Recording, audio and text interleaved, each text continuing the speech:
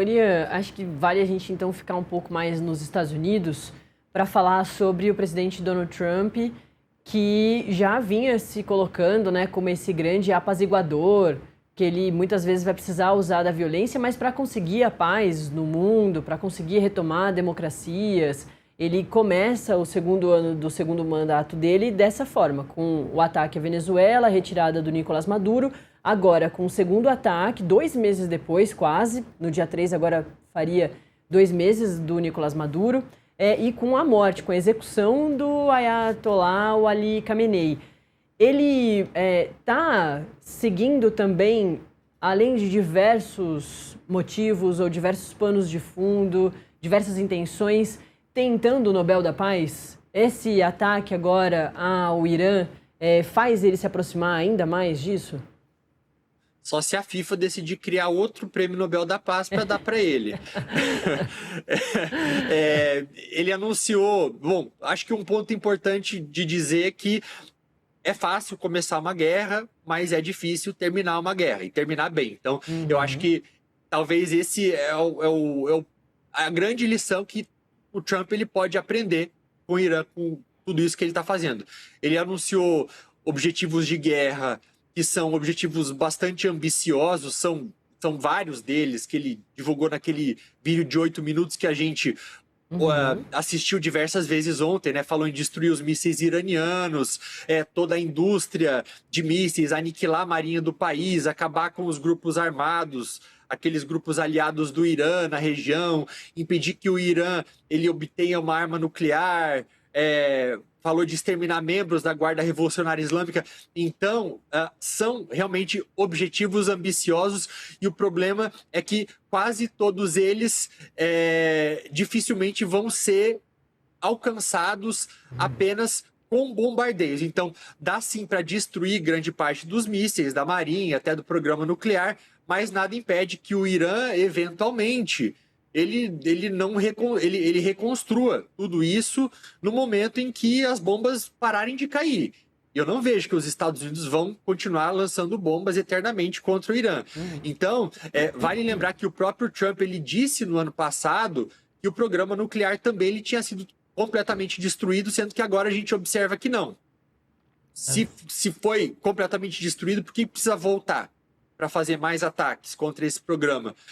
Quando ele fala em acabar com aqueles grupos, os proxies iranianos, Hezbollah, Houthis, é bastante difícil, porque enquanto o Irã ele continuar exportando petróleo, mesmo com as sanções que existem contra o regime ele vai seguir tendo dinheiro para financiar esses grupos. Então, na prática, né, só haveria uma forma, no fim das contas, de fazer com que o Irã parasse com tudo isso, que seria uma mudança de regime.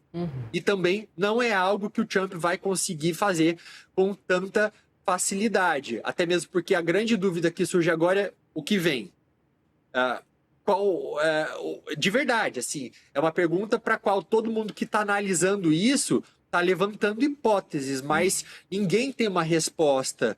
Se vai ser a Guarda Revolucionária Islâmica, se vai ver algum novo supremo líder. Então, eu acho que, acima de tudo, é um momento de dúvidas. Ian, ao mesmo tempo que tem essas dúvidas do mundo em relação a isso que Estados Unidos e Israel fizeram com o Irã, e claro, como o Irã agora está revidando, dentro de Estados Unidos e de Israel, se aproximam eleições importantes, né? Para o presidente Donald Trump, as eleições de meio de mandato, justamente que é uma forma de avaliar como o Congresso entende tudo que o Trump vem fazendo, porque haverá uma renovação dos senadores, também dos deputados, dos parlamentares americanos. Mas Israel também vive uma situação bastante complexa, ou melhor dizendo, o Benjamin Netanyahu, o primeiro-ministro, vive uma situação bastante complexa, tem acusações, tem um julgamento sobre corrupção, ele não é uma pessoa com uma popularidade boa dentro de Israel e terá eleição também em Israel. Acho que era importante te ouvir também a partir disso, assim, que é claro, tudo isso que eles fazem, o presidente, os líderes fazem, claro que também é pensando na sua popularidade, na sua aprovação internamente, né, Urian? Isso. Em relação ao Donald Trump, eu tenho visto que tem surgido algumas análises dizendo que ele resolveu fazer esses ataques agora, justamente porque ele entende que a popularidade dele está baixa, que ele levou alguns golpes, como é o caso da Suprema Corte, que resolveu reverter a questão das tarifas, ou até mesmo, enfim, essa queda de popularidade mesmo que ele tem enfrentado. O caso dos arquivos Epstein também. Mas eu acho que é bastante arriscado a gente pensar dessa maneira, tá, Natália? Eu vejo que pode ser muito mais isso que eu disse sobre ser um erro de cálculo, dele achar que uma solução militar seria algo muito mais simples para ele poder fazer algo rápido e ter ali, talvez como troféu, exibir a cabeça do líder supremo e talvez, enfim, adicionar isso ao currículo do que desviar o foco apenas. Agora, em Israel, eu vejo que a situação ela passa a ser um pouco diferente. Por quê? Por mais que o Netanyahu, e a gente já viu diversas altas e baixas ao longo dos últimos 2 anos, desde aqueles ataques do 7 de outubro, né?